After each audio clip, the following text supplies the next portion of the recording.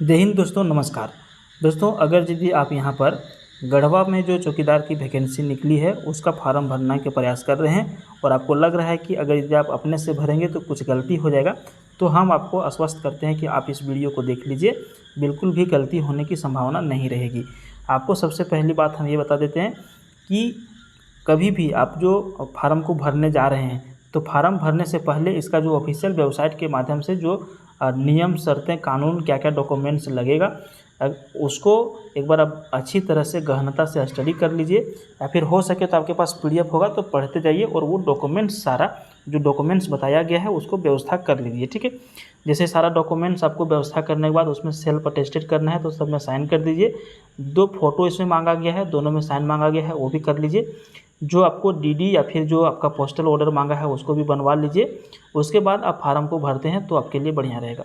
चलिए, उम्मीद है कि आप ये सारा कुछ कर लिए होंगे। अब हम आपको बता दे रहे हैं कि ये फार्म को कैसे आप भर सकते हैं। ठीक है, तो सबसे पहले दोस्तों, अगर यदि आप इस फार्म को भर रहे हैं तो ध्यान रखिए इसका अंतिम तिथि जो है 10 तारीख 8वां महीना 2024 को है और ये आपको स्पीड पोस्ट से या फिर रजिस्ट्री पोस्ट के माध्यम से ही भेजना है। तो प्रयास करिएगा समय से पहले भर के जमा करिएगा तो ही आपका समय पर पहुंच पाएगा। एक सबसे पहले तो फोटो आपको यहाँ पे आपको चिपकाना है और यहाँ पे जो है फोटो पे क्रॉस साइन भी करना है, चेहरा को छोड़ के। समझ गए पहला चीज़। उसके बाद दूसरा चीज़ में यहाँ पे देखिए, सेवा में जिला दंडाधिकारी सह उपायुक्त गढ़वा।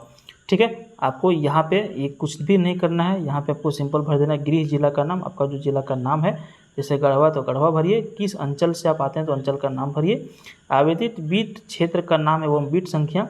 ये जो आप नोटिफिकेशन अभी आप डाउनलोड किए होंगे, पढ़े होंगे, उसमें बीट के बारे में कौन सा जगह पर सीट खाली है उसको आप उसका प्रिंट आउट ले लीजिए, पीडीएफ अपने मोबाइल में, अपने दोस्त के आर के मोबाइल में खोल लीजिए और वहाँ पे जिस क्षेत्र से आप कर रहे हैं वहाँ पे बीट संख्या उसका जरूर लिखिएगा और ग्राम का नाम एवं थाना जरूर लिखिएगा जहाँ के लिए आप आवेदन कर रहे हैं। ठीक है, इतना करने के बाद आपको हम बता दें कि इसमें जो है नाम आपको बड़े अक्षरों में लिखना है, हिंदी और अंग्रेजी में। कभी भी नाम लिखिएगा ना तो एकदम बिल्कुल क्लियर लिखिएगा। जैसे किसी का नाम है नरेश कुमार तो एकदम बिल्कुल हिंदी में, शुद्ध हिंदी में नरेश कुमार, थोड़ा सा बड़ा बड़ा करके, या फिर अंग्रेजी में लिखते हैं तो NARESH, नरेश कुमार। ठीक है, बढ़िया बढ़िया, ये इसमें लिखा नहीं रहा, हम ऐसे आपको रफ में बता दे रहे हैं। ठीक है, तो कभी भी आपको कैपिटल लेटर में ही लिखना है और साफ साफ लिखना है। तो यहाँ पर हिंदी में नाम, यहाँ पर अंग्रेजी में नाम। दूसरा नंबर में आपको हिंदी में पिता का नाम, हिंदी में और अंग्रेजी में पिता का नाम। अगर यदि आप महिला हैं, पति का नाम लिखते हैं तो पति का नाम लिखिए। 3 नंबर में बोल रहा है कि आपका जो जन्म तिथि है अंक में कितना, जैसे मान के चलिए 1/1/1994, तो 1/1/1994 शब्द में, जैसे 1 जनवरी 1994, तो इसको पूरा शब्द में, लंबा होगा तो कोई बात नहीं, यहाँ तक लिख दीजिएगा। ठीक है, उसके बाद 1/1/2024 को आपका कितना साल, कितना दिन, कितना महीना हुआ है, कैलकुलेटर लेकर के घटा लीजिएगा, या फिर एज कैलकुलेटर प्ले स्टोर में बहुत सारा एप्लीकेशन है, वहाँ से घटा के एग्जैक्ट यहाँ पे डाल दीजिएगा। आवेदक का जनजातीय या फिर क्षेत्रीय भाषा, आप कौन सा जनजातीय क्षेत्रीय भाषा रखेंगे ये यहाँ पे लिख दीजिएगा। उसके बाद अभ्यर्थी का अस्थायी पता, जैसे आपका जो अस्थायी पता है आधार कार्ड के हिसाब से जिसमें आप पत्राचार करते हैं वो पूरा लिखिएगा। जैसे बीट संख्या कौन सा है, ग्राम कौन सा है, पंचायत कौन सा है, पोस्ट कौन सा, थाना, आपका अंचल, जिला, मोबाइल नंबर और ईमेल आईडी। तो आजकल हर किसी के पास रहता है तो ईमेल आईडी। ठीक है, इतना भरने के बाद आप आगे जाइएगा और यहाँ पर अपना पत्राचार पता, जैसे ग्राम, पोस्ट, थाना या फिर वार्ड संख्या या फिर जो भी आपका है पूरा पिन कोड के साथ में यहाँ इसको यहाँ पे जो है सारा भर दीजिएगा। ठीक है, थोड़ा सा लंबा भी होगा तो कोई इशू नहीं, बस क्लियर रहना चाहिए। 7 नंबर बोल रहा है कि आवेदित पद का नाम चौकीदार, यहाँ पे ऑटोमेटिक प्रिंट रहेगा। शरीर पर 2 आपको चिन्ह देना है। कोई मान के चलिए ये आदमी है, ठीक है, मान के चलिए ये आदमी है, यहाँ पे इसका गाल है, गाल में कट का निशान है या फिर तिल है या फिर कोई भी एक ऐसा निशान जो वो लंबा समय के लिए हो। ठीक है, वही वाला भरिएगा। यहाँ पे 2, 1 नंबर 2 नंबर करके। ठीक है, चलिए। अभ्यर्थी का ऊंचाई, जैसे कि मान के चलिए अगर ये आप ST SC से हैं या फिर OBC से हैं तो आपको ऊंचाई भी पता है कि जनरल OBC के लिए 160 सेंटीमीटर रखा गया है। तो मान के चलिए किसी का ऊंचाई है 166 सेंटीमीटर, तो 166 सेंटीमीटर यहाँ पे भर देंगे। शैक्षणिक योग्यता के बारे में यहाँ पे डिटेल दिया गया है। तो जैसे मैट्रिक हैं तो मैट्रिक, इंटरमीडिएट, स्नातक या फिर N, यहाँ पे सारा कुछ दिया हुआ है। अब मैट्रिक जैसे आप किस बोर्ड से पास किए, तो मान के चलिए कोई पास किया झारखंड एकेडमी काउंसिल रांची से, तो ठीक है, तो झारखंड एकेडमी काउंसिल रांची भर दिया। अब किस साल में पास हुआ, मान के चलिए कोई पास हुआ 2010 में, तो 2010 लिख दिए। कितना नंबर आया था, तो मान के चलिए किसी का आया 298, तो 298 लिख दिया। अब ये कितना प्रतिशत था, तो जैसे मान के चलिए 59.6% था, तो 59.6% लिख दिया। इसी तरह से इंटरमीडिएट का भरिएगा, इसी तरह से स्नातक का। अगर यदि आप पीजी यूजी का देना चाहते हैं तो यहाँ पे भर दीजिएगा सेम इसी तरह से।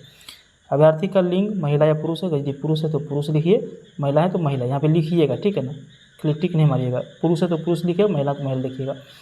अभ्यर्थी के जाति का श्रेणी, जैसे आप किस में आते हैं, अनारक्षित है, जनरल है कि BC1 BC2 किस में है, जिसमें भी होंगे आप वो भर दीजिएगा यहाँ पे, ठीक है, लिखिएगा डिटेल में। 13 नंबर में आरक्षण हेतु अन्य कोई दावा या फिर दिव्यांग, आदिम जनजाति, खेलकूद किस चीज़ में है, जैसे मान के चलिए कोई दिव्यांग है तो यहाँ पे लिखेंगे दिव्यांग, कोई खेलकूद के हैं तो लिखेंगे खेलकूद, कोई आदिम जनजाति है तो यहाँ पे लिखेंगे आदिम जनजाति। 14 नंबर में बोल रहा है कि आवासीय प्रमाण पत्र, अगर यदि मान के चलिए इसमें तो आवासीय प्रमाण पत्र आपका मैंडेटरी है, तो आवासीय प्रमाण पत्र का यहाँ पे संख्या भर दीजिएगा, यहाँ पे इशू डेट भर दीजिएगा, जातीय प्रमाण पत्र का संख्या भर दीजिएगा, निर्गत तिथि भर दीजिएगा। परीक्षा शुल्क आप किस तरह से भेजे हैं, जैसे पोस्टल ऑर्डर से भेजें तो पोस्टल ऑर्डर लिख लीजिएगा, बैंक ड्राफ्ट से भेजें तो बैंक ड्राफ्ट लिखिएगा। किस तारीख को बनाए हैं तो 21 तारीख का डेट, जिस तारीख को बनाइएगा वो डेट मार दीजिएगा, ठीक है। 2 पासपोर्ट साइज का फोटो अतिरिक्त संलग्न करना है, जिसमें आपका हस्ताक्षर होना चाहिए।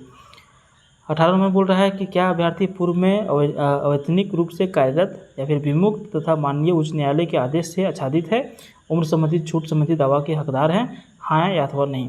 अगर यदि कोई उम्र के लिए छूट के लिए यदि आप यहाँ पे हैं, पूर्व एम्प्लॉई हैं, तो यहाँ पे हाँ करिएगा, नहीं तो नहीं करिएगा। कार्यानुभव प्रमाण पत्र केवल माननीय उच्च न्यायालय के आदेश के आच्छादित के मामले में, जैसे कोई पहले से काम कर रहे हैं तो उसका भी यहाँ पे कुछ विवरण दिया गया, ठीक है। उसके बाद सबसे लास्ट में यहाँ पे बहुत ही जो है ये पढ़ ही लीजिएगा, उसके बाद ही आप साइन करिएगा, और ये पढ़ना भी ज़रूरी है। जैसे यहाँ पे लिखता है कि मैं प्रमाणित करता हूँ या करती हूँ कि आवेदन में मेरे द्वारा दी गई विवरणी मेरी जानकारी एवं विश्वास के अनुसार सही है। यह भी प्रमाणित किया जाता है कि न तो मेरे विरुद्ध कोई आपराधिक वाद लंबित है और न ही मुझे किसी न्यायालय द्वारा दंडित किया गया है, और न ही किसी नैतिक दुराचार से संबंधित किसी वाद में संलिप्त या संबंधित हूँ। मैं अवगत हूँ कि मेरे द्वारा उपयुक्त किसी भी सूचना के गलत पाए जाने पर मेरी अभ्यर्थता चयन के किसी भी स्तर पर रद्द की जा सकती है और मुझे परीक्षा में उपस्थित से प्रतिबंधित किया जा सकता है। मैं यह भी जानता या फिर जानती हूँ कि गलत या असत्य सूचना के आधार पर इन नियमों के अंतर्गत मेरी नियुक्ति होती है तो मेरी नियुक्ति समाप्त या रद्द कर दी जाएगी और मेरे विरुद्ध आपराधिक या फिर दंडनीय कानूनों के तहत अभियोजन की प्रक्रिया प्रारंभ की जा सकती है। और अंत में यहाँ पर तिथि और स्थान भरना है और आवेदक का साइन करना है। कभी भी आप अगर यदि फार्म को भरते हैं तो भेजने से पहले 2 बार रीचेक ज़रूर कर लीजिएगा, ठीक है, रीचेक ज़रूर कर लीजिएगा। या फिर आपके आसपास में जो लोग फार्म भर रहे हैं, ठीक है, आसपास में जो लोग फार्म भर रहे हैं एक बार उनसे ज़रूर मिला लीजिएगा, ताकि ये पता चल जाए कि आप जो भरे वो बिल्कुल सही है। कभी भी आंख बंद करके किसी के बताए हुए काम पर नहीं करना है, अपना सेल्फ कॉन्फिडेंस भी होना चाहिए, ठीक है। तो इतना उम्मीद है कि आप ज़रूर मिला लिए होंगे, अभी तक मिला के ही फार्म को भर के सबमिट करिएगा। तो इस वीडियो में इतना ही। अगर यदि आपके पास किसी तरह का कोई कन्फ्यूजन या फिर सवाल है तो आप हमें कमेंट बॉक्स में करिएगा, हम प्रयास करेंगे आपका आंसर देने का।